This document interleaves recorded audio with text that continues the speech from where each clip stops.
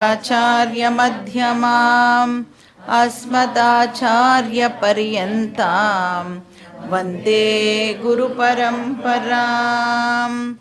ॐ पार्थाय प्रतिबोधितां भगवता नारायणेन स्वयं व्यासेन ग्रथितद्वेषिणी वसुदेवसुतं देवं कंसचाणूरमर्दनं देवकी परमानन्दं कृष्णं वन्दे जगद्गुरुं। मूकं करोति वाचालं पङ्गुं लङ्घयते गिरिं यत्कृपातमहं वन्दे परमानन्दमाधवम्। ॐ सहनाववतु सहनौ भुनक्तु सह वीर्यं करवावहै तेजस्विनावधीतमस्तु मा विद्विषावहै। ॐ शान्ति शान्ति शान्तिः। हरिः ॐ श्री गुरुभ्यो नमः। हरिः ॐ. ஸோ நம்ம பார்த்துட்டு இருக்கிற ஃபஸ்ட்டு சாப்டரில் வியாசர் வந்து இந்த கீதா டீச்சிங்க்கான ஒரு செட்டப்பை நம்மளுக்கு ப்ரெசென்ட் பண்ணிட்டு இருக்கார். இப்போ டீச்சிங் நடக்கணும் அப்படின்னா அதுக்கு ஏதாவது ஒரு பேக்ரவுண்ட் இருக்கணும் இல்லையா? அந்த கான்டெக்ஸ்ட்டை இப்போ நம்மளுக்கு வியாசர் வந்து ப்ரெசென்ட் பண்ணின்னு இருக்கார். இப்போ அர்ஜுனன் வந்து எப்படி ஒரு ஸ்டூடெண்ட்டாக இப்போது ட்ரான்ஸ்ஃபார்ம் ஆகிறான், கிருஷ்ணர் வந்து எப்படி ஒரு டீச்சர் ரோலை எடுத்துக்கிறார், அது எல்லாமே வந்து இப்போ இந்த ஃபஸ்ட்டு சாப்டரில் நம்மளுக்கு எக்ஸ்பிளைன் பண்ணப்படுறது. இப்போ வரைக்கும் அர்ஜுனன் எப்படி இருக்கான், யாராக இருக்கான்? ஒரு சோல்ஜராக தான் இருக்கான் இல்லையா? இன்னும் அவன் ஸ்டூடெண்ட்டாக மாறலை. கிருஷ்ணர் என்னவா இருக்கார்? சாரதியாக தான் இருக்கார், ஒரு தேரோட்டியாக இருக்கார் கிருஷ்ணர். ஸோ எப்படி வந்து இந்த சேஞ்சஸ் எல்லாம் இப்போது டெவலப் ஆகிறது அப்படிங்கிறது தான் ஃபஸ்ட்டு சாப்டரில் பார்க்க போகிறோம். இப்போ ரெண்டு பக்கமும் வந்து சோல்ஜர்ஸ் நின்றுருக்கா. அப்புறம் அந்த சோல்ஜர்ஸை வந்து ஃபஸ்ட்டு யார் வந்து இப்படி ஒரு லுக்கெலாம் விட்டா, துரியோதனன் போய் இப்படி பார்க்குறான். இப்படி பார்த்துட்டு என்ன சொல்கிறான்? துரோணர்கிட்ட போய் சொல்கிறான். என்ன சொன்னான்? நான் பாண்டவாளோட ஆர்மியை பார்த்தேன், அவள் தான் நம்ம சைடை விட ரொம்ப ஸ்ட்ராங்காக இருக்கா அப்படின்னு சொல்கிறான். அப்போ நம்ம சைடு இருக்கிற ஆர்மி ரொம்ப வீக்காக இருக்குது அப்படின்னும் சொல்கிறான். என்ன தான் வந்து நம்ம சைடு இருக்கிற ஆர்மிக்கு வந்து பீஷ்மர் வந்து தலைமை தாங்கினாலும் நம்மளுடைய சைடு ரொம்ப ரொம்ப வீக்காக இருக்குது. அப்போ இந்த வீக்னஸ் வந்து எதை காட்டுறது அப்படின்னா, அவனுக்கு மனசுக்குள்ளே பயம் இருக்குது அப்படிங்கிறத காட்டுறது. அவனுக்கு கான்ஃபிடென்ஸ் இப்போது சுத்தமாக போயிடுது. இப்போ நம்மளுக்கு வந்து இந்த இன்னர் கான்ஃபிடென்ஸ் வேணும் அப்படின்னு சொன்னால் அதுக்கு கண்ணுக்கு தெரியாத ஒரு இம்பார்ட்டண்ட் ஃபேக்டர் ரொம்ப முக்கியம். மனசில் வந்து ஒரு தைரியம் நமக்கு வரணும் அப்படின்னா அதுக்கு கண்ணுக்கு தெரியாத அந்த ஈஸ்வர அனுக்கிரகம் அது வந்து வெரி வெரி இம்பார்ட்டண்ட். ஈஸ்வர அனுக்கிரகம் எங்கே இருக்கும்? எந்த இடத்துல தர்மம் இருக்கோ அந்த இடத்துல ஈஸ்வர அனுக்கிரகம் டெஃபினட்டாக இருக்கும். இப்போ துரியோதனனுடைய ஹிருதயத்தில் தர்மம் இல்லை, அதனால் அவனுக்கு ஈஸ்வர அனுக்கிரகம் இல்லை. இப்போ அந்த கண்ணுக்கு தெரியாத ஃபேக்டர் வந்து மிஸ்ஸிங். அதனால ஹீ ஃபீல்ஸ் அந்த செல்ஃப் கான்ஃபிடென்ஸ் வந்து இப்போ அவனை விட்டு போயிடுது. நம்பிக்கை இல்லாமல் இப்போ அவன் இருக்கான். இப்போ அவ்வளோ பெரிய படை அவன்கிட்ட இருந்தும் அவனுக்கு கான்ஃபிடென்ஸ் இல்லை. இதே அந்த பக்கம் யார் இருக்கா? பாண்டவாஸ் இருக்கா. அந்த பாண்டவர்களுடைய ஹிருதயம் முழுக்க என்ன இருக்குது அப்படின்னா தர்மம் மட்டுமே இருக்குது. அதனால் அவளுக்கு ஈஸ்வர அனுகிரகம் அபண்டண்ட்டாக அவைலபிளாக இருக்குது. இப்போ நம்ம வந்து மென்டலாக சப்போஸ் ஏதோ ஒரு சமயத்தில் வீக்காக இருக்கோம்னு வச்சுக்கோங்களேன். இப்போ நம்ம மனசுக்கே நம்மளுக்கு வந்து ஒரு தைரியம் வேணும் அப்படின்னா அந்த எக்ஸ்ட்ரா ஸ்ட்ரென்த்தை எது கொடுக்கும் அப்படின்னா நம்ம வேண்டிக்கிற அந்த பகவான் தான் நம்மளுக்கு அந்த எக்ஸ்ட்ரா ஸ்ட்ரென்த்தை கொடுப்பார். ஈஸ்வர அனுகிரகம் தான் அந்த எக்ஸ்ட்ரா ஸ்ட்ரென்த்தை கொடுக்கறது. அப்போ நம்மளுக்கு தோணும், பகவானை பிரார்த்தனை பண்ணிட்ட உடனே நம்மளே வந்து அந்த கஷ்டத்தில் இருப்போம், அப்புறம் பகவான்கிட்ட பிரார்த்தனை பண்ணிப்போம். இம்மீடியட்டாக நம்மளுக்கு என்ன ஒரு தாட் வரும், எது வந்தாலும் பார்த்துக்கலாம், பகவான் நம்ம கூட இருக்கார் அப்படின்னு ஒரு தாட் வருதில்ல. அந்த தாட்டே இப்போ எதனால் வந்ததுன்னா ஈஸ்வர அனுகிரகம் இருக்கிறதுனால தான். இப்போ தைரியமாக வந்து அந்த கான்ஃபிடென்ஸ் நம்மளுக்கு கிடைக்கிறது.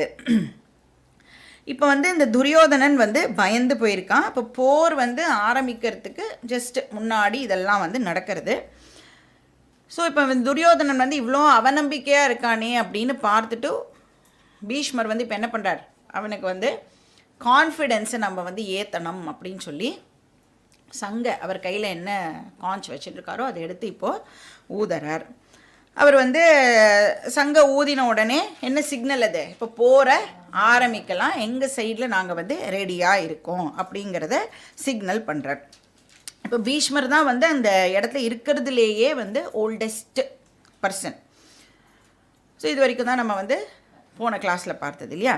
ஒன்ஸ் பீஷ்மர் வந்து இப்போது சங்கை எடுத்து ஊதின உடனே மற்ற சோல்ஜர்ஸ் எல்லாம் என்ன பண்ணுறா, இப்போது துரியோதனனோட சைடில் இருக்கிறவா எல்லாரும் அவகிட்ட என்னெல்லாம் வாத்தியங்கள் இருக்கோ அதெல்லாம் எடுத்து இப்போ வந்து எல்லாம் இசைக்க ஆரம்பிக்கிறான். சங்காஷ்ட பேரியாஷ்ட பணவ அனக கோமுக இப்படி எல்லாம் அந்த ஸ்ட்ரிங் இன்ஸ்ட்ருமெண்ட்ஸு ட்ரம்மு எல்லாமே வந்து இப்போது வாசிக்கப்படுறது. வெரைட்டிஸ் ஆஃப் இன்ஸ்ட்ருமெண்ட்ஸ் அங்கே வந்து இசைக்கப்படுறது. இப்போ அந்த சத்தம் எப்படி இருக்கான், அந்த ஹோல் பிளேஸையே வந்து அந்த சத்தம் வந்து இப்போது அதிர வைக்கிறது. இப்போ பாண்டவாஸ் என்ன பண்ணணும், இதுக்கு அவளுடைய ரெஸ்பான்ஸ் என்ன அப்படிங்கிறது இப்போ அவள் வந்து சொல்லணும். இப்போ அவள் ரெடியா இல்லையா அப்படிங்கிறத சொல்லணும். அவள் என்ன சொல்கிறா அப்படின்னு ஸ்லோகம் படிச்சுட்டு பார்க்கலாம். ஸ்லோகா நம்பர் 14. ததஸ்வேதைர்ஹயைர்யுக்தே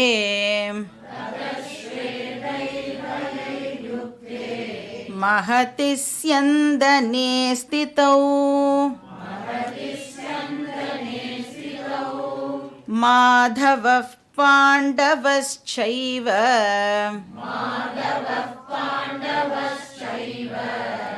दिव्यौ शङ्कौ पृथक्मतुः.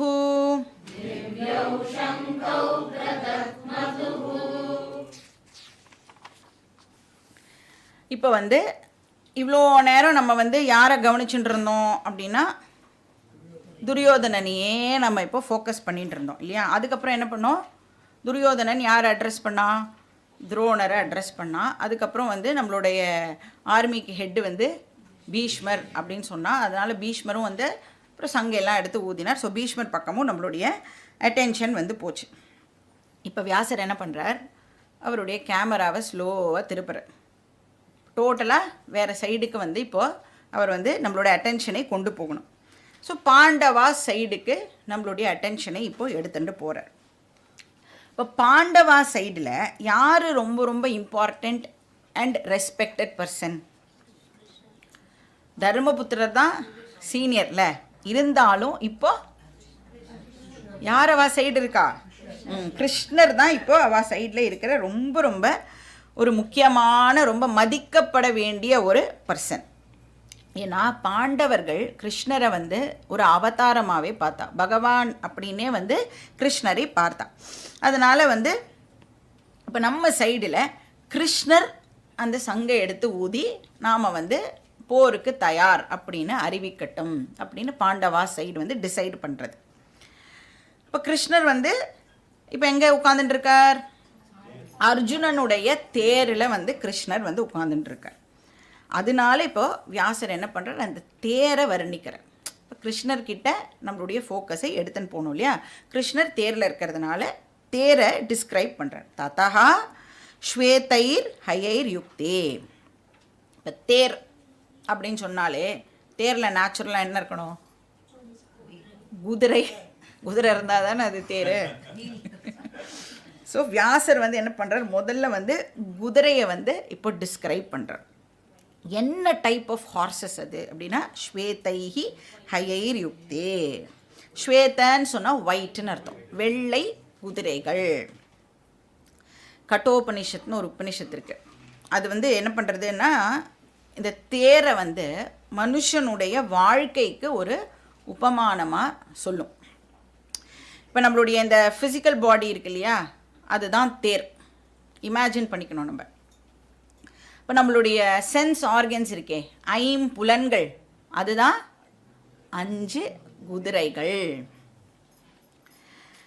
அதுக்கப்புறம் வந்து இந்த குதிரையை வந்து கண்ட்ரோல் பண்ணுறதுக்கு தேரோட்டிக்கிட்ட என்ன இருக்கும், அந்த கடிவாளம், ரெயின் அப்படின்னு சொல்லுவாள், அந்த கடிவாளம் இருக்கும், அந்த கயறு. அது என்னது அப்படின்னா நம்மளுடைய ஐம்புலன்களை எது கண்ட்ரோல் பண்ணுறது, மைண்ட், மனசு இருக்குல்ல, அந்த மனசு தான் ஐம்புலன்களை கண்ட்ரோல் பண்ணுறது. இப்போ இந்த சென்ஸ் ஆர்கன்ஸ் இருக்குல்ல, ஐம்புலன்கள், அது வந்து நம்மளுக்கு எப்படி ஹெல்ப் பண்ணுறது, என்ன பண்ணுறோம் அந்த சென்ஸ் ஆர்கன்ஸை யூஸ் பண்ணி? நாம் நிறையா விஷயங்களை பற்றின அறிவை சென்ஸ் ஆர்கன்ஸ் மூலமாக நாம் அடையிறோம். அதனால தான் சென்ஸ் ஆர்கன்ஸுக்கு என்ன பேர்? இன்ட்ரோடக்ஷன் கிளாஸ்லலாம் பார்த்தோமே, வெரி குட், ஞானேந்திரியம். ஞானத்தை கொடுக்கறதுக்கு அது வந்து இன்ஸ்ட்ருமெண்ட்டாக பயன்படுறது இல்லையா. அப்போ அது வந்து நாலெட்ஜை கொடுக்கறது. இப்போ நாலேஜை வந்து நம்மளுடைய சாஸ்திரம் வந்து ஜென்ரலாக ஒயிட் கலர் அப்படின்னு சிம்பிளைஸ் பண்ணும். அதனால இப்போ இந்த குதிரைகள் எல்லாம் வந்து சென்ஸ் ஆர்கன்ஸுக்கு கம்பேர் பண்ணப்படுறதுனால அதெல்லாம் நாலேஜ் கொடுக்கக்கூடியதாக இருக்கிறதுனால ஹார்சஸ் எல்லாம் என்ன கலரில் இருக்கான், ஒயிட் கலரில் இருக்குது. அப்புறம் நாலேஜுக்கு யார் தேவதா?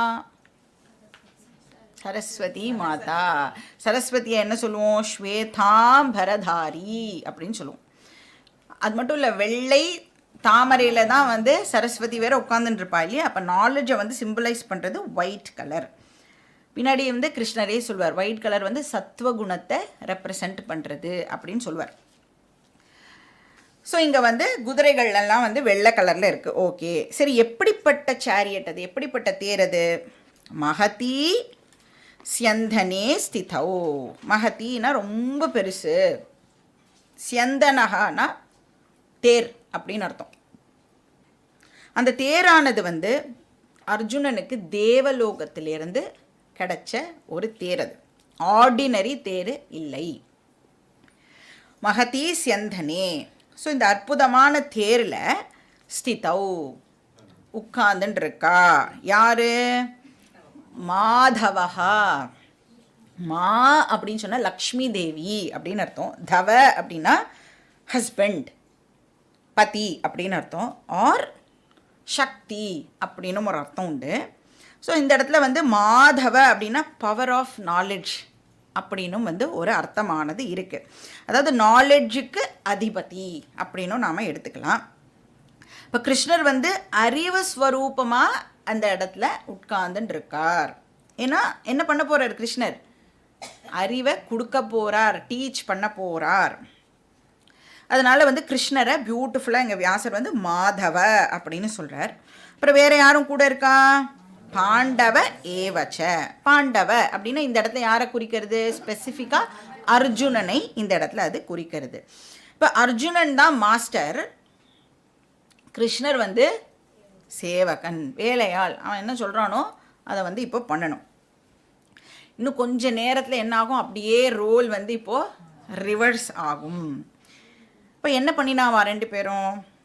திவ்யௌ சங்கௌ பிரதத் மதுஹு. கிருஷ்ணர் வந்து தன்னோட சங்கை எடுத்து ஊதினார். அப்போ பாண்டவா சைடும் வந்து ரெடி அப்படின்னு இண்டிகேட் பண்ணுறது.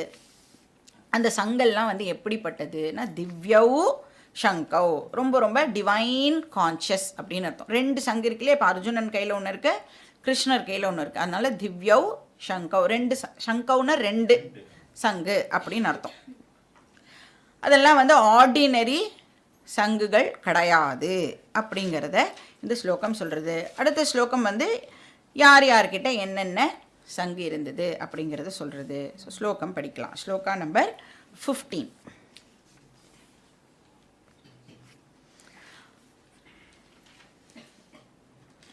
பாஞ்சஜன்யம் ஹ்ருஷிகேஷः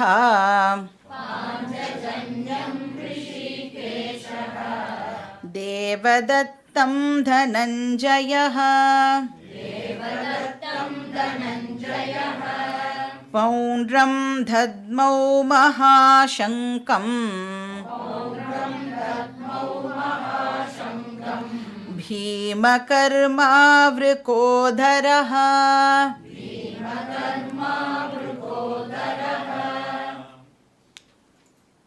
இப்போ வியாசர் வந்து இந்த இடத்துல பார்ஷியாலிட்டி காமிக்கிறார் அப்படின்னு சொல்லலாம். ஏன்னா பாண்டவா சைடு வச்சுட்டு இருக்கிற சங்கெல்லாம் பற்றி மட்டும்தான் வியாசர் வந்து நம்மளுக்கு பேரெல்லாம் கொடுக்குறார். இது வந்து ஒரு பெரிய கேள்வியாக வரும். கீதா கிளாஸ்லாம் எடுத்துகிட்டு இருக்கும்போது நடுவில் வந்து என்னை கேட்கக்கூடாது, ஏன் பாண்டவாஸோடைய சங்கு பேரெலாம் மட்டும் சொன்னேன், கௌரவர்களுடைய பேரை சங்கு பேரெல்லாம் வந்து வியாசர் சொல்லவே இல்லைன்னா வியாசர் சொல்லவே இல்லை, அதனால் அது என்னன்னு நம்மளுக்கு தெரியவே தெரியாது. நம்மளுடைய விஷயம் வந்து ஃபோக்கஸ் எதில் இருக்கணும் அப்படின்னா கீதாவுடைய தாத்பரியத்தில் இருக்கணும். அவா கையில் என்ன இருந்தது, இவா கையில் என்ன இருந்தது, அதில் நம்மளுடைய அட்டென்ஷன் போகக்கூடாது. பாக்கி இடத்துலலாம் தானே அங்கே கவனம் செலுத்துகிறோம். இங்கே வந்தால் என்ன தாத்பரியம், அதுலேருந்து நான் என்ன கற்றுக்கிறேன், அதில் தான் நம்மளுடைய ஃபோக்கஸ் இருக்கணும். ஸோ வியாசரும் வந்து இவா கையில் இருக்கிற சங்கு பற்றி மட்டும்தான் இங்கே எக்ஸ்பிளைனே பண்ணுறா. ஸோ என்னெல்லாம் சங்கு இருக்குது அப்படின்னா ஹ்ருஷிகேஷா. ஸோ கிருஷ்ணருடைய கையில் வந்து பாஞ்சஜன்யம் அப்படிங்கிற சங்கு இருக்குது. இப்போ கிருஷ்ணருக்கு வந்து நிறைய பேர், ஆர் விஷ்ணுவுக்கு வந்து நிறைய பேர்கள் வந்து கொடுக்கப்படுறது இல்லையா.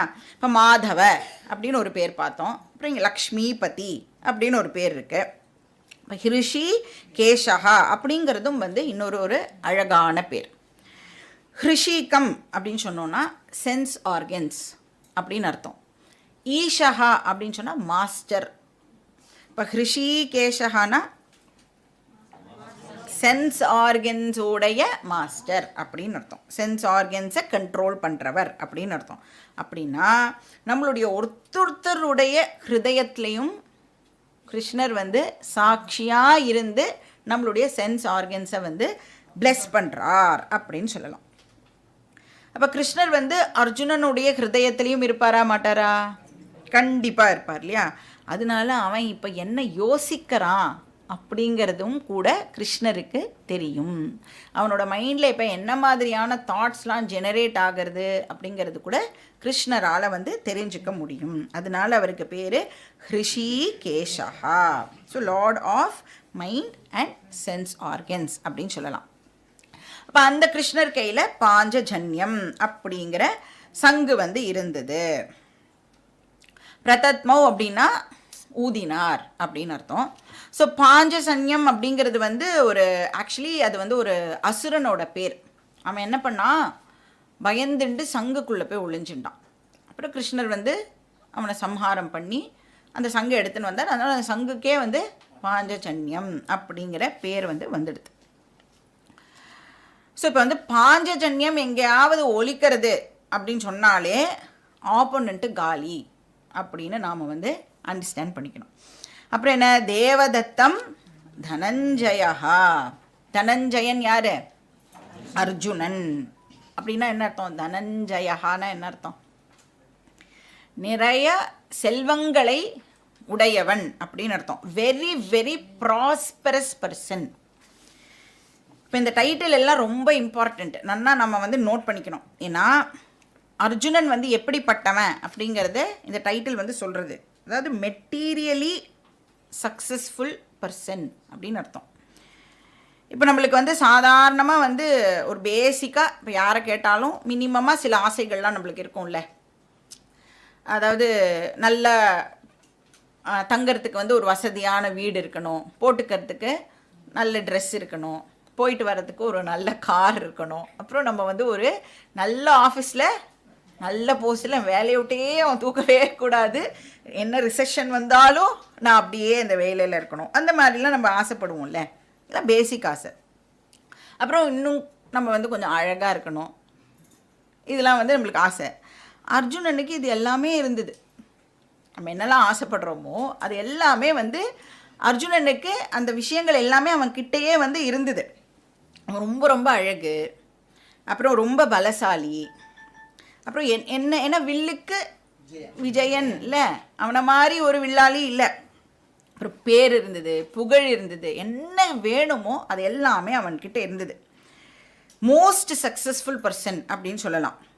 இன்ஃபேக்ட் அவன் ஒரு வாட்டி ஸ்வர்க்கத்துக்கு கூட போயிட்டு வந்திருக்கான். நாமெல்லாம் யூஎஸ் ரிட்டர்ன்னு சொல்லுவோம், அவன் என்ன சொல்லலாம், ஸ்வர்கா ரிட்டன் அப்படின்னு சொல்லிக்கலாம். அவன் வந்து இந்திரனுக்கு வந்து ஹெல்ப்லாம் பண்ணியிருக்கான் போர் பண்ணுறதுக்கு. ஸோ மெட்டீரியலி, அதாவது லௌகீகம் இல்லை ஹையஸ்ட்டு ஒரு பொசிஷன் அடைய முடியும்னா அது வந்து அர்ஜுனன் வந்து அடைஞ்சிருக்கான். அப்படி இருந்தாலும் எல்லா கேப்பபிலிட்டிஸும் அவனுக்கு இருந்தும் இப்போ வந்து ஒரு கிரைசிஸ் சிச்சுவேஷன் அப்படின்னு வந்த பொழுது அவனாலேயே அவனுடைய ப்ராப்ளமுக்கு சல்யூஷனை கண்டுபிடிக்க முடியலை. இப்போ இல்லை என்ன தெரிஞ்சுக்கலாம் நம்ம, மோஸ்ட் சக்ஸஸ்ஃபுல் பர்சன், அதாவது மெட்டீரியலி சக்ஸஸ்ஃபுல் பர்சன், அவருக்கு வாழ்க்கையில் துக்கமே வராது அப்படிங்கிறது நம்மளுடைய தப்பான அபிப்பிராயம். நம்ம என்ன நினச்சிட்டு இருக்கோம், பணக்காரானா எப்போவுமே அவன் வந்து ஹாப்பியாக இருப்பா, நாம் மட்டும்தான் வந்து சோகமாக இருக்கோம் அப்படின்னு நினச்சிட்டு இருக்கோம்ல. மெட்டீரியல் சக்ஸஸ் வந்து நம்மளுடைய துக்கத்துக்கு சல்யூஷன் ஆகாது. இப்போ சப்போஸ் வந்து லௌகீகம் அந்த சக்ஸஸ் தான் வந்து ப்ராப்ளம்க்கு சல்யூஷன்னா, யாரெல்லாம் அப்படி சக்ஸஸ்ஃபுல்லாக இருக்காளோ அவளுக்கெல்லாம் வாழ்க்கையில் ப்ராப்ளமே வரக்கூடாது இல்லை. ஆனால் அர்ஜுனன் ப்ராப்ளமை ஃபேஸ் பண்ணுறதை நாம் வந்து இங்கே பார்க்குறோம். இப்போ மெட்டீரியல் சக்ஸஸ் அல்டிமேட் கிடையாது அப்படிங்கிறத இந்த விஷயம் வந்து நம்மளுக்கு உணர்த்துறது. அப்போ பின்ன அர்ஜுனன் ஃபேஸ் பண்ணுறானே ஒரு ப்ராப்ளம், அதுக்கு என்ன தான் சல்யூஷன்? கிருஷ்ணர் சொல்வார், ஆத்ம ஞானம் மட்டுமே ஒன்லி சல்யூஷன். அப்போ இது வந்து ஜஸ்ட்டு ஒரு அர்ஜுனனுக்காக கொடுக்கப்பட்ட டீச்சிங் இல்லை. யாரெல்லாம் தன்னை மனுஷன் அப்படின்னு கன்சிடர் பண்ணுறாளோ அவள் எல்லாருக்கும் பகவான் கொடுக்குற டீச்சிங் இது. கிருஷ்ணர் இங்கே என்ன சொல்கிறார், நீ வந்து உன் ஃபேமிலிக்காக நல்லா பாடுபடு, நல்லா நல்லா சம்பாதி, உன்னோட ப்ராஸ்பெரிட்டிக்காக என்னெல்லாம் பண்ணணுமோ எல்லாமே பண்ணு. ஒரு கம்ஃபர்டபுள் லைஃப்பை வந்து நீ லீட் பண்ணணும் அப்படின்னா தாராளமாக பண்ணு. ஆனால் அது உன்னுடைய இன்னர் ப்ராப்ளமான அட்டாச்மெண்ட், அப்புறம் பயம், சோகம், இதுக்கெல்லாம் அது ஹெல்ப் பண்ணுமானா ஹெல்ப் பண்ணாது அப்படின்னு சொல்கிறார். ஸோ தனஞ்சயா அப்படின்னா மோஸ்ட் வெல்தி பர்சன் அப்படின்னு அர்த்தம். தனம் ஜயதி இது தனஞ்சயா, எல்லா விதமான வளங்களையும் வந்து அவன் வெல்பவன் அப்படின்னு அர்த்தம். ஸோ அப்படிப்பட்ட அர்ஜுனன் என்ன சங்கு ஊதினா, தேவதத்தம், அது வந்து சங்கோட பேர். அப்புறம் என்னது, விருகோதர பௌண்ட்ரம் தத்மௌ. விருகோதர அப்படிங்கிறது வந்து பீமனோட இன்னொரு பேர். விருக்க அப்படின்னு சொன்னால் உல்ஃப்னு அர்த்தம், ஓநாய். விருக்கஸ்ய உதரம் விருகோதரஹா, உதரம்னா வயர். அப்போது பீமனுக்கு வயர் எப்படி இருக்கும்னா ஓனானோட வயறு மாதிரி. அப்படின்னா என்ன அர்த்தம், எதுக்காக அப்படி ஒரு உவமானம் சொல்லப்படுறது? ஓனானுக்கு அப்படி என்ன சிறப்பு? அது எவ்வளோ சாப்பிட்டாலும், ஓனான் இல்லை ஓநாய், சாரி, ஓநாய்க்கு எவ்வளோ சாப்பிட்டாலும் திருப்தி அப்படிங்கிறதே ஏற்படாது. ப்ளஸ் எவ்வளோ சாப்பிட்டாலும் வயிறு வந்து அதுக்கு பெருசே ஆகாது. நம்ம எல்லாருக்கும் கூட அந்த ஓனாய் மாதிரி ஒரு வயிறு இருந்தால் நன்னா தான் இருக்கும். பீமனுக்கு அந்த மாதிரி ஒரு உதரம் இருந்தது. எவ்வளோ சாப்பிட்டாலும் அவனோட வயிறு வந்து பெருசே ஆகாது. Fit stomach. ஸோ விருகோதரஹா பீமகர்மா. பீமகர்மா அப்படின்னா டெரிபிள் ஆக்ஷன்ஸ் அப்படின்னு அர்த்தம். பீம அப்படின்னு சொன்னாலே பயங்கரமான, பயமுறுத்துகிற மாதிரியான, கர்மான டீடு, ஆக்ஷன்ஸ். இப்போ பீமம் பண்ணுற கர்மாலாம் எப்படிப்பட்டதாக இருக்கும்? பயங்கரமான ஆக்ஷன்ஸாக இருக்கும். ஏன்னா எவ்வளோ ராட்சசர்களெல்லாம் பீமன் அசால்ட்டாக லெஃப்ட்லேயே வந்து அடிச்சுட்டு போயிட்டே இருப்பான்.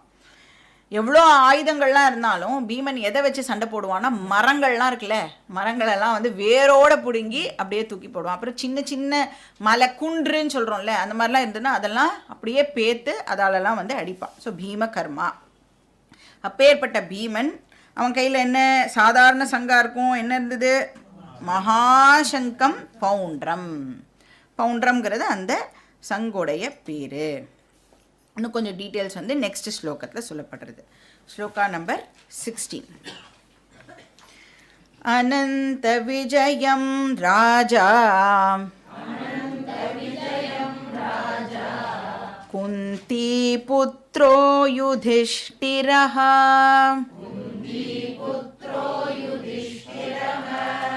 நகுலः சஹதேவஸ்ச சுகோஷமணிபுஷ்பகௌ.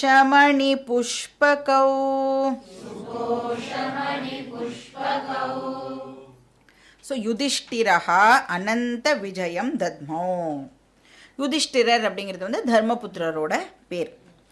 யுதிஷ்டிரர் அப்படின்னு சொன்னால் போரில் ரொம்ப வலிமை மிக்கவர் அப்படின்னு அர்த்தம். அதாவது யார் வந்து போரில் புறம் முதுகிட்டு ஓட மாட்டாரோ அப்படின்னு அர்த்தம் யுதிஷ்டிரஹா அப்படின்னு சொன்னான். அவர் வந்து குந்தி புத்ரா ஆல்சோ. அப்புறம் அவர் ராஜாவும் கூட இல்லையா. அவர் என்ன வச்சுட்டு இருந்தார், அனந்த விஜயம். அப்போ குந்தி புத்ரா ராஜா இதெல்லாம் வந்து யுதிஷ்டருக்கு கொடுக்கக்கூடிய அட்ஜெக்டிவ்ஸ். அனந்த விஜயம்ங்கிற சங்கு இருந்தது. அனந்த விஜயம் அப்படின்னு சொன்னால் ஆல்வேஸ் சக்ஸஸ்ஃபுல் அப்படின்னு அர்த்தம். அப்போ எப்போவுமே அவருக்கு வெற்றி வந்து சேரும். அப்புறம் நகுல சகதேவஸ்ச, நகுலன் அண்ட் சகாதேவன். அவாக்கிட்ட என்ன இருந்தது, சுகோஷ மணி புஷ்பகா. இப்போ நகுலன் வந்து சுகோஷ அப்படிங்கிற சங்கு வச்சுருந்தான். சகாதேவன் வந்து மணி புஷ்பகா அப்படிங்கிற சங்க அவன் வந்து ஊதினான் அப்படின்னு இந்த ஸ்லோகம் சொல்கிறது. அடுத்த ஸ்லோகம் பார்க்கலாம். ஸ்லோகா நம்பர் 17. காஷ்யஸ்ச பரமேஷ்வாசஹ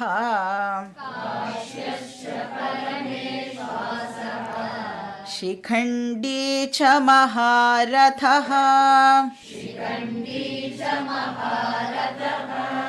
धृष्टद्युम्नो विराटश्च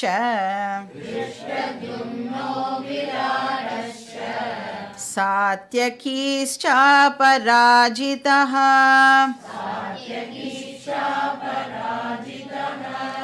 द्रुपदो द्रौपदेयाश्च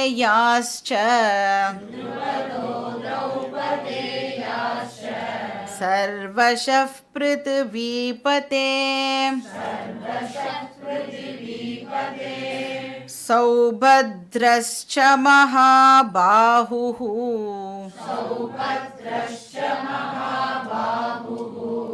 शङ्गान् दद्मुः पृथक् पृथक्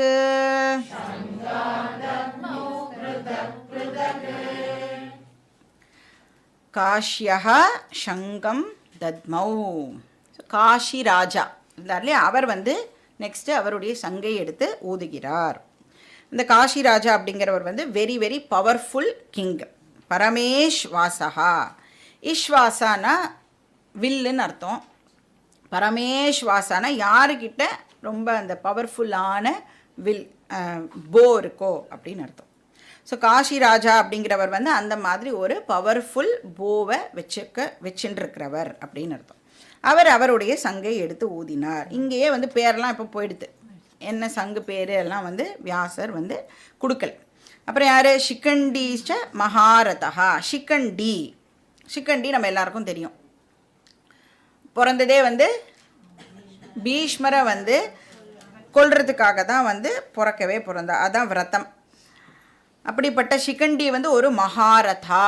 மகாரதர்னா யாருன்னு ஆல்ரெடி பார்த்தோம். 10,000 வீரர்களை ஒரே ஆளாக வந்து சமாளிக்க முடியும்னா அவளை வந்து மகாரதா அப்படின்னு சொல்கிறோம். ஷிகண்டியும் வந்து தன் கையில் இருந்த சங்கை வந்து ஊதினார். அப்புறம் திருஷ்டத்யும்ன விராட்டஸ்ச, விராட்டா சாத்யகீச்சா அபராஜித. அபராஜித அப்படின்னு சொன்னால் எவர் சக்ஸஸ்ஃபுல் அப்படின்னு அர்த்தம். ஸோ அப்படிப்பட்ட சாத்யகி அவனோட சங்கை ஊதினான். அப்புறம் திருபத திரௌபதேயா. திரௌபதேயா அப்படின்னா திரௌபதியுடைய 5 பசங்க அப்படின்னு அர்த்தம். அவள் எல்லாரும் கூட எப்படிப்பட்டவா?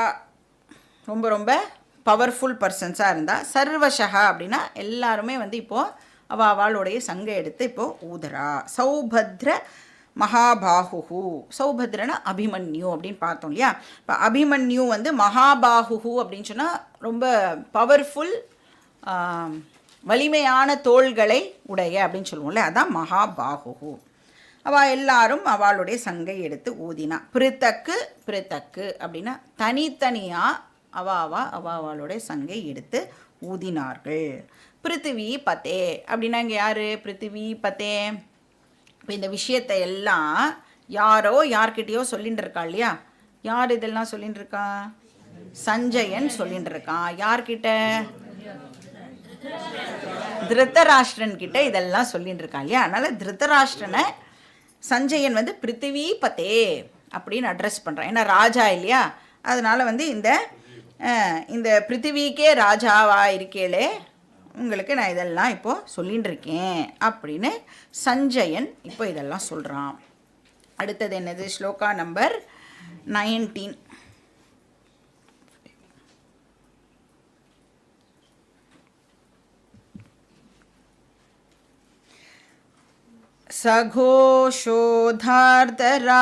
சகோஷோதார்தராஷ்ட்ராணாம் ஹிருதயானி வ்யதாரயத் நபஸ்ச பிருதிவீம் சைவ துமுலோ வ்யனுநாதயன்.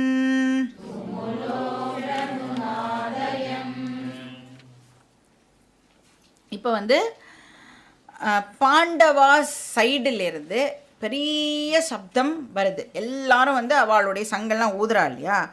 இது வந்து என்ன ஆகிறதுன்னா, இந்த துரியோதனாதி கூட்டம் இருக்குல்ல, அவளை வந்து கொஞ்சம் கலங்க வைக்கிறது அப்படின்னு சொல்லலாம். இந்த சப்தத்தை கேட்ட உடனே இப்படி துரியோதனனுடைய ஹிருதயம் இருக்குல்ல, அது என்ன ஆகிறது? அந்த சப்தம் வந்து அவனோட ஹிருதயத்தை போய் அப்படியே தொலைக்கிறது. அந்த சங்கநாதம் இருக்குல்ல, அது வந்து வியதாரயன் அப்படின்னு சொன்னால் துளைத்தல் அப்படின்னு அர்த்தம். அது போய் பியர்ஸ் பண்ணுறது அவனோட ஹிருதயத்தை. அப்படி இந்த துளைத்தல் ஆர் சுக்கு நூறாக கிழிக்கிறதுலாம் சொல்கிறோம்ல, அந்த மாதிரி நாம் வந்து அதை எடுத்துக்கலாம். அப்படின்னா அவ்வளோ தூரத்துக்கு அந்த சவுண்டு வந்து பயத்தை இப்போது ஏற்படுத்துறது. ஸோ தார்தராஷ்டிராணாம் அப்படின்னா கௌரவாஸ் அப்படின்னு அர்த்தம். ஆல்ரெடி துரியோதனன் பயந்து போயிருக்கான். இப்போ அவள் சைடு இருக்கிற எல்லாருக்கும் வந்து அந்த பயம் வந்து இப்போது ஆரம்பிக்கிறது. அவனோட பயம் வந்து இன்னும் இன்க்ரீஸ் ஆச்சு. இப்போ தன்னம்பிக்கை சுத்தமாக போயிடுது, பயம் வந்து ஜாஸ்தியாகிடுது. ஏன் தன்னம்பிக்கை போயிடுது? தர்மம் அப்படிங்கிறது கிஞ்சித்து கூட இல்லை அந்த இடத்துல. இப்போ வியாசர் சொல்கிறார், அந்த சங்கநாதம் நபஸ்ச பிருத்திவீம் செய்வ அனுநாதயன். அனுநாதயன்னா இகோயிங், எக்கோ பண்ணுறதுன்னு சொல்லுவோம், ரிசவுண்டிங் அப்படிலாம் சொல்லுவோம்ல, அது அதிர்தல். அதான் நபனா வானம், பிருத்திவினா பூமி அப்படின்னா விண்ணுக்கும் மண்ணுக்கும், அந்த விண்ணும் மண்ணும் வந்து அப்படியே அதிர் அளவு இந்த சப்தமானது ஒலித்தது. பயங்கர சப்தம் வந்து இப்போது கௌரவாசை ரொம்ப ரொம்ப டிஸ்டர்ப் பண்ணித்து அப்படின்னு இந்த ஸ்லோகம் சொல்கிறது. அடுத்த ஸ்லோகம், ஸ்லோகா நம்பர் 20.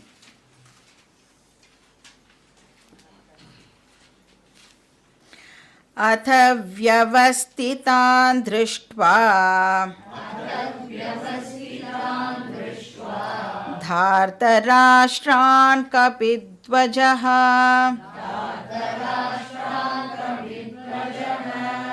प्रवृत्ते शस्त्रसम्पाते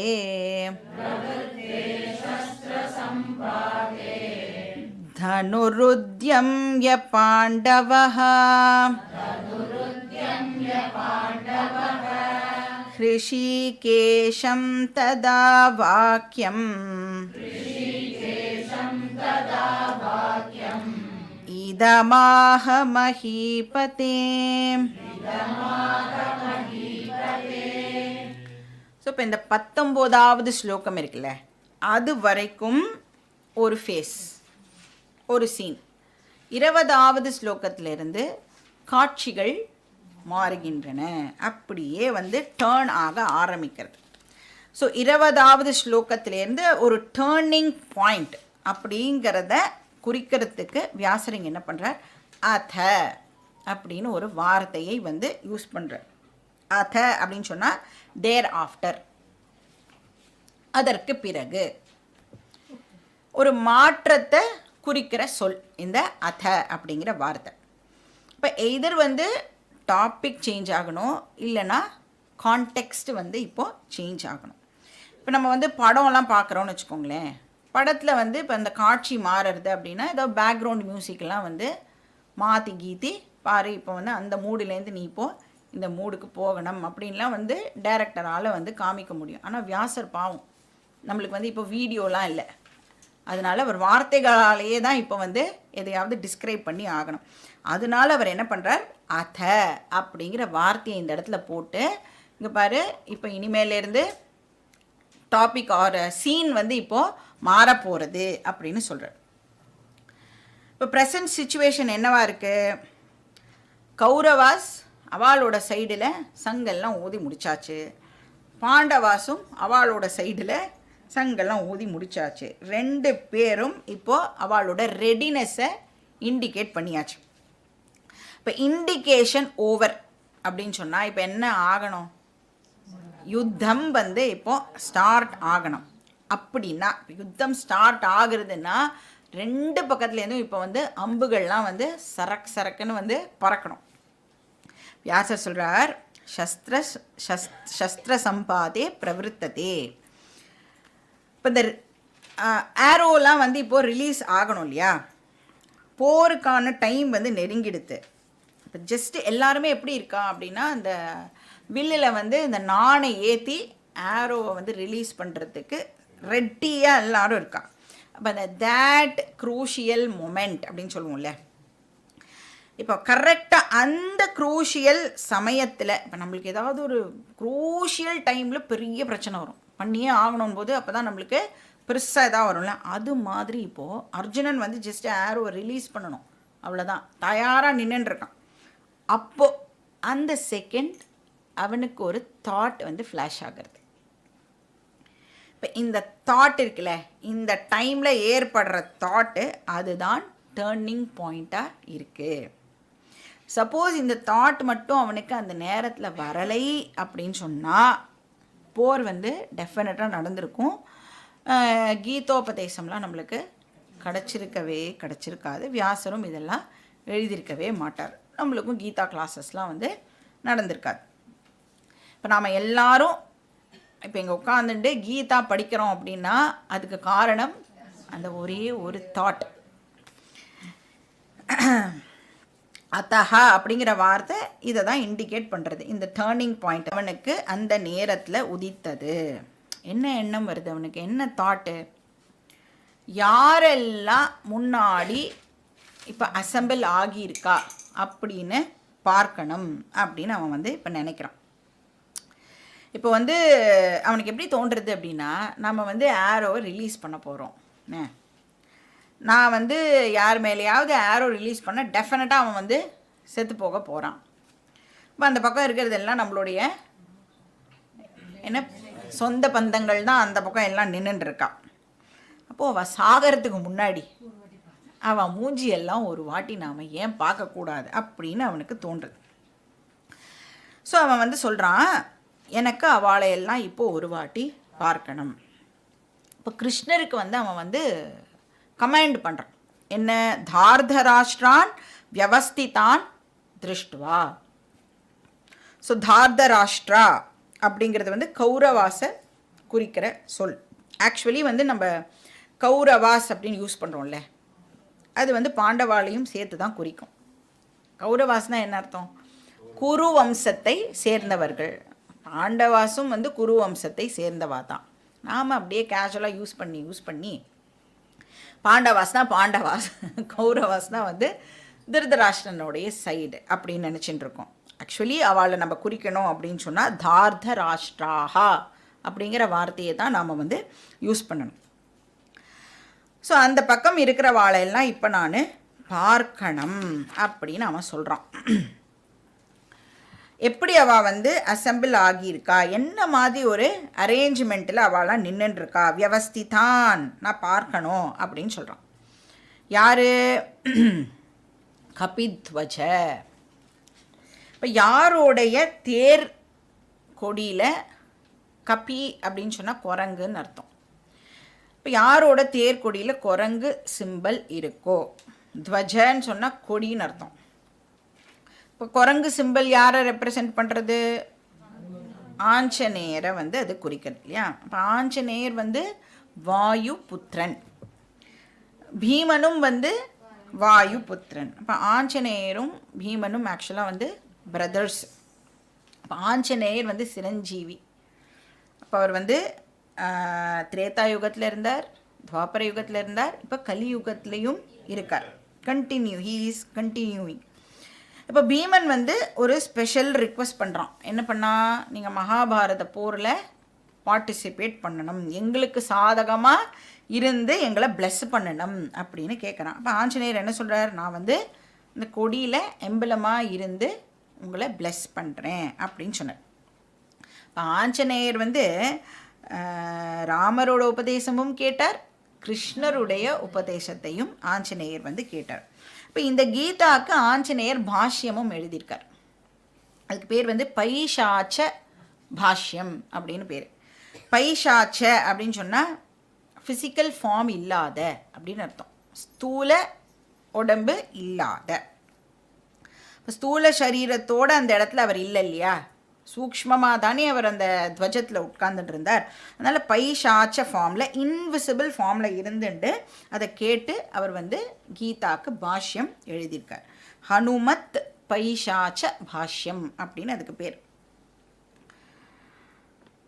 அது வந்து அர்ஜுனனுடைய பேர், அதனால் கபித்வஜஹா.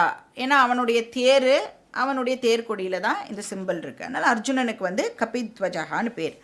இப்போ அர்ஜுனன் என்ன சொல்கிறான்? அர்ஜுனா திருஷ்டுவா. அர்ஜுனன் வந்து நான் பார்க்கணும் அப்படின்னு சொல்கிறான். என்ன பண்ணுறான்? இப்போ தனுஹு உத்யம்ய. தனுஹுனா அவனுடைய வில்லு, அதை எடுத்து, உத்யம்யனா அதை வந்து ரேஸ் பண்ணுறான். அவனோட போ எடுத்து அவன் ரேஸ் பண்ணி, ஹிருஷிகேஷம் ததா வாக்கியம் இதம் ஆக.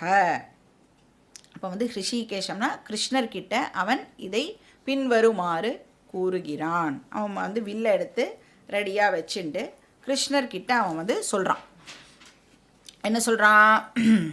இப்படி சொல்கிறான் அப்படின்னு சஞ்சயன் வந்து திருதராஷ்டிரன் கிட்ட சொல்கிறான். இப்போ இது எல்லா விஷயங்களையும் வந்து சஞ்சயன் எப்படி பார்க்குறான்? சஞ்சயன் ஆக்சுவலாக போர் நடக்கிற இடத்துல இல்லைல்ல, ஆனாலும் அவனால் வந்து இதெல்லாம் பார்க்க முடியாது. நாமெல்லாம் கூட தான் ஆக்சுவலாக மேட்ச் நடக்கிற இடத்துல இருக்க மாட்டேங்கிறோம், ஆனாலும் நம்மளால் வந்து உட்கார்ந்த இடத்துலேருந்தே மேட்ச் எல்லாம் பார்க்க முடியறதில்ல. அதே மாதிரி சஞ்சயனும் வந்து அவன் இருக்கிற இடத்துலேருந்தே இந்த யுத்தத்தில் என்னெல்லாம் நடக்கிறது அப்படின்னு அவன் வந்து பார்க்குறான். அப்போ அர்ஜுனன் கிருஷ்ணர்கிட்ட அப்படி என்ன சொன்னான், அது வந்து அடுத்த ஸ்லோகம். ஸ்லோகா நம்பர் 21. அர்ஜுன உவாச்ச சேனயோருபயோர்மத்யே ரதம் ஸ்தாபயமேச்யுத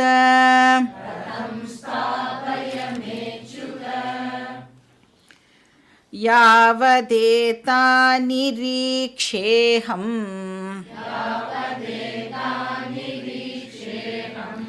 யோதுகாமானவஸ்திதான் கைர்மயா சஹ யோதவ்யம் அஸ்மின் ரணசமுத்யமே.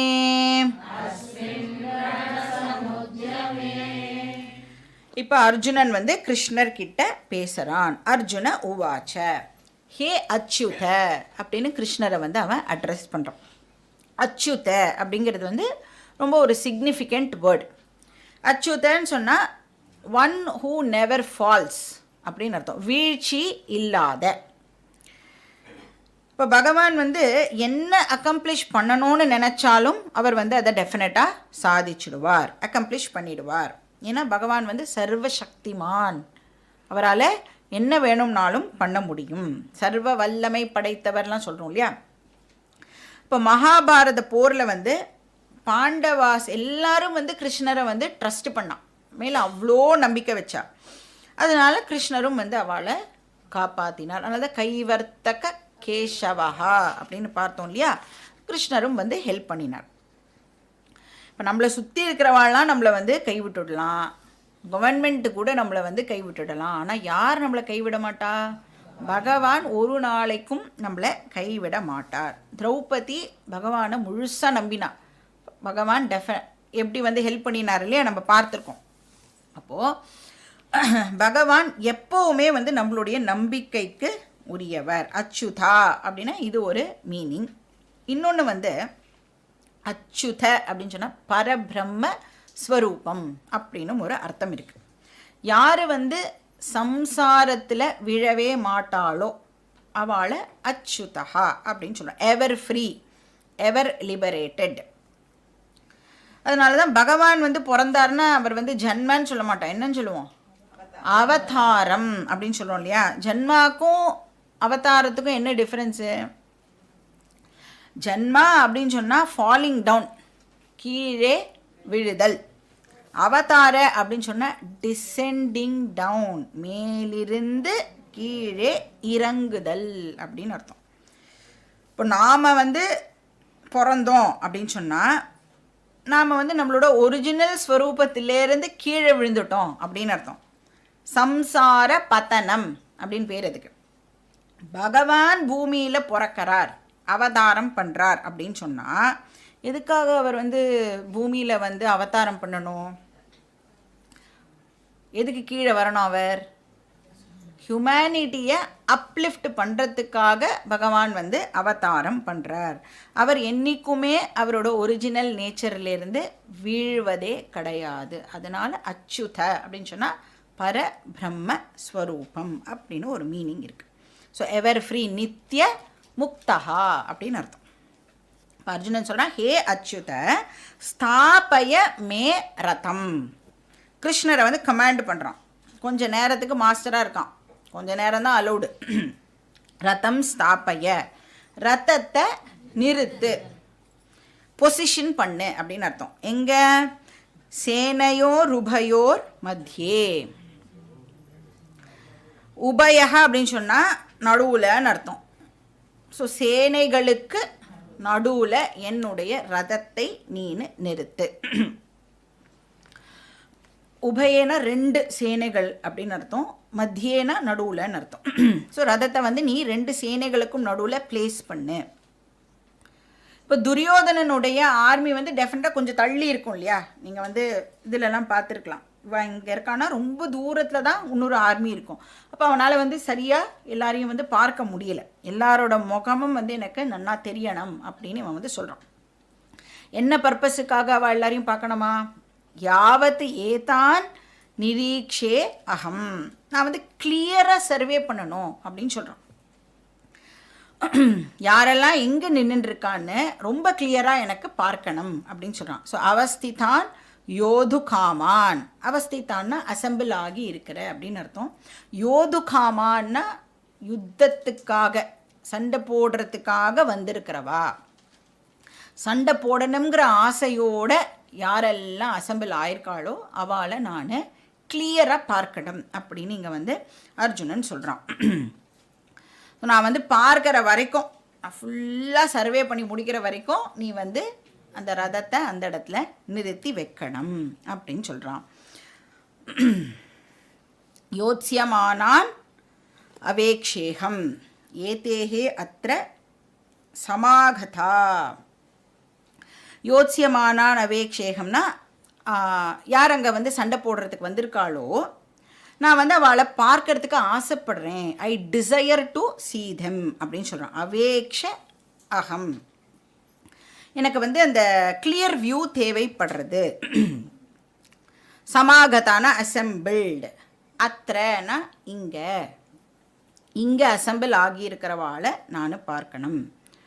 ஜஸ்ட் வந்து துரியோதனன் அண்ட் கோவை மட்டும் பார்க்கறதுக்காக இல்லை, கூடவே வந்து நிறையா பவர்ஃபுல் கிங்ஸ் எல்லாமும் வந்து அவளோட சைடில் இருக்கா இல்லையா. இது வந்து ஜஸ்ட் 2 ஃபேமிலிக்கு நடுவில் நடக்கிற சண்டையாக இருந்தாலும் அந்த ஊரில் எவ்வளோ ராஜா இருந்தாலும் அத்தனை ராஜாக்களும் வந்து இப்போ இந்த போரில் வந்து பார்ட்டிசிபேட் பண்ணிகிட்டு இருக்கான். கிட்டத்தட்ட ஒரு வேர்ல்டு வார் மாதிரி தான் வந்து அது நடந்தது. அப்போ பாக்கி ராஜாக்களை எல்லாம் நான் பார்க்கணும். யுத்தே பிரிய சிக்கீர் ஷவஹா, அந்த ஆலிஸ் அப்படின்னு சொல்லுவோம்ல, அவள் எல்லாரையும் நான் வந்து பார்க்கணும். இப்போ துரியோதனனுடைய ஆசையை நிறைவேற்றுறதுக்காக அவன் சைடு யாரெல்லாம் வந்து சேர்ந்திருக்காளோ அவளையெல்லாம் நான் வந்து பார்க்கணும்.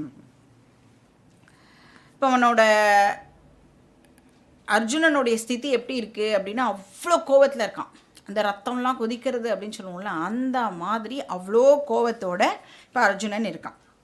அப்போ துரியோதனன் வந்து இந்த பாண்டவாஸ்க்கு இழைத்த அதர்மங்கள் எல்லாம் இப்போ 1 by 1 அவனுக்கு ஞாபகம் வருது, ரொம்ப கோபம் வருது. அதனால் சொல்கிறான் துர்புத்தேஹே அப்படின்னு சொல்கிறான். இப்போ இந்த எக்ஸ்ப்ரெஷனை வந்து நாம் நோட் பண்ணிக்கணும், இதை பின்னாடி நாம் ரெஃபர் பண்ணுவோம். துர்புத்தி அப்படின்னு சொன்னால் துஷ்ட புத்தி அப்படின்னு அர்த்தம், அதாவது அதர்மமான புத்தி. அர்ஜுனன் வந்து இந்த போரை ஜஸ்ட் 2 ஃபேமிலிக்கு நடுவில் நடக்கிற போராக பார்க்காமல் அவன் எப்படி பார்க்குறான்னா, தர்மத்துக்கும் அதர்மத்துக்கும் நடுவில் நடக்கிற சண்டை அப்படின்னு தான் அவன் அதை பார்க்குறான்.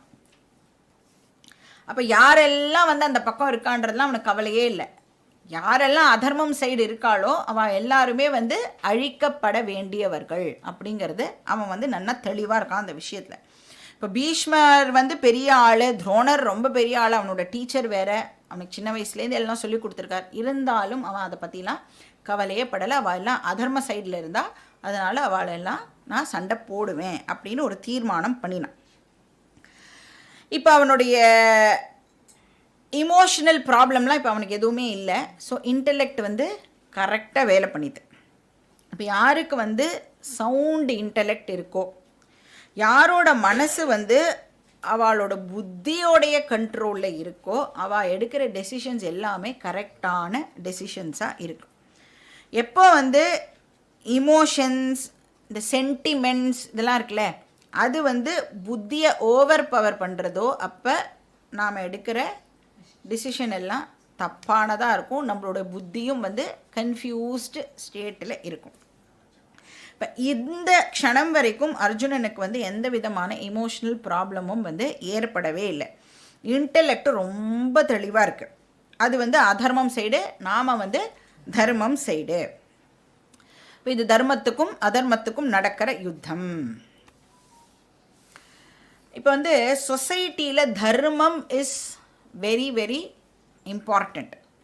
இப்போ ஒரு 50-60 வருஷம் இருக்க போகிற டெம்பரரி ரிலேஷன்ஷிப்பை விட எப்பயுமே பர்மனண்ட்டாக இருக்கக்கூடிய தர்மம் இருக்குல்ல, அதுதான் வெரி வெரி இம்பார்ட்டண்ட். சாஸ்வதம் தர்மம். ஆனால் நம்மளுடைய ரிலேஷன்ஷிப்லாம் இருக்கே அதெல்லாம் வந்து டெம்பரரி. இப்போ வந்து நம்மளுடைய டெம்பரரி ரிலேஷன்ஷிப்பாக தர்மமானு கேட்டால் நம்ம என்ன பதில் சொல்லணும்? தர்மம்னு தான் ஆன்சர் சொல்லணும். ஆனால் நம்ம சொல்லுவோமா? இப்போ புத்தி should be clear enough to choose தர்ம. அதுக்கு தான் நம்ம வந்து ஸ்கூல்லலாம் படிக்கும்போது மனு நீதி சோழன் கதையெல்லாம் படிச்சிருக்கோமே. அதெல்லாம் எதை வந்து குறிக்கிறது? பையனா நீதியா? நீதி அப்படின்னு படிச்சிருக்கோம். இப்போ அர்ஜுனனோட இன்டெலெக்ட் ரொம்ப ரொம்ப கிளியராக இருந்தது. ஸோ தார்தராஷ்டிரஸ்ய துர்புத்தேஹே, அவனோட மனசு வந்து, அதாவது மனசை விட புத்தி ரொம்ப ஸ்ட்ராங்காக இருக்குது அப்படின்னு சொல்லலாம். இப்போ வேதாந்தா கிளாஸ்லாம் அட்டென்ட் பண்ணுறோமே, இப்படி அட்டென்ட் பண்ணால் நம்ம மனசுலாம் கல்லாயிடுமா? இப்போ நீங்கள் வந்து எங்கேயாவது வெளியில் நீங்கள் கீதா கிளாஸ் அப்படின்னு பாலிஷ்டாக சொல்லியிருப்பேன். நீங்கள் ஆக்சுவலாக சொல்லி பாருங்க, நான் வந்து வேதாந்தா கிளாஸ் அட்டென்ட் பண்ணுறேன் அப்படின்னு. உங்களுக்கு நிறைய அட்வைசஸ்லாம் கொடுப்பான். சுச்சோ வேதாந்தா கிளாஸா, போயிடாத, உன் மனசுலாம் வந்து கல்லாயிடும், ட்ரையாக இருக்கும் அப்படிலாம் சொல்லுவாள். ஆனால் வேதாந்தின்ஸ் இருக்காள்ல, அவள் தான் வந்து எம்பாடிமெண்ட் ஆஃப் கம்பேஷனாக இருப்பா. அவளால் மட்டும்தான் அந்த கருணையோட அடுத்தவாக்கிட்ட பழக முடியும். மைத்ர கருணை வச்ச அப்படின்னு கிருஷ்ணர் வந்து பின்னாடி சொல்ல போகிறார். இப்போ இந்த இமோஷன்ஸ், சென்டிமெண்ட் இதெல்லாம் வந்து ஒண்டர்ஃபுல். இதெல்லாம் பகவான் நம்மளுக்கு கொடுத்துருக்கிற ஒரு பெரிய கிஃப்ட்டு. ஆனால் எப்போ இந்த இமோஷன்ஸோ சென்டிமெண்ட்டோ நம்மளோட புத்தியை மறைக்கிறதோ அப்போ அது வந்து நாம் ட்ராப் பண்ணிடணும். அது வந்து நம்மளுக்கு பெரிய ப்ராப்ளமே இல்லைனா க்ரியேட் பண்ணிடும். நம்ம எடுக்கிற முடிவு அத்தனையும் தப்பாகவே இருக்கும். ஸோ இப்போ தர்மம் வந்து அதர்மமாக தெரியும், அதர்மம் வந்து தர்மமாக தெரியும். ஸோ இது வரைக்கும் அர்ஜுனனுக்கு இந்த ப்ராப்ளம் இல்லை. திங்கிங் வந்து ரொம்ப கிளியராக இருந்தது. முன்னாடி வந்து பார்த்த உடனே அவனோட திங்கிங் வந்து இப்போது கிராஜுவலாக வந்து சேஞ்ச் ஆக ஆரம்பிக்கிறது. இப்போ எப்படி வந்து அவனுடைய இமோஷன், என்ன இமோஷன், என்ன இமோஷன், ராகஹா, எப்படி வந்து இப்போ அவனோட புத்தியை வந்து க்ளவுடு பண்ண போகிறது அப்படிங்கிறது தான் நாம் பின்னாடி வரப்போகிற ஸ்லோகங்களில் பார்க்க போகிறோம். பாக்கி டீட்டெயில்ஸ் நெக்ஸ்ட் கிளாஸில். ஓம் பூர்ணமதః பூர்ணமிதம் பூர்ணாத் பூர்ணமுதச்யதே பூர்ணஸ்ய பூர்ணமாதாய பூர்ணமேவாவசிஷ்யதே. ஓம் சாந்தி சாந்தி சாந்தி. ஹரிஹி ஓம். ஸ்ரீ குருभ्यो நமः. ஹரிஹி ஓம்.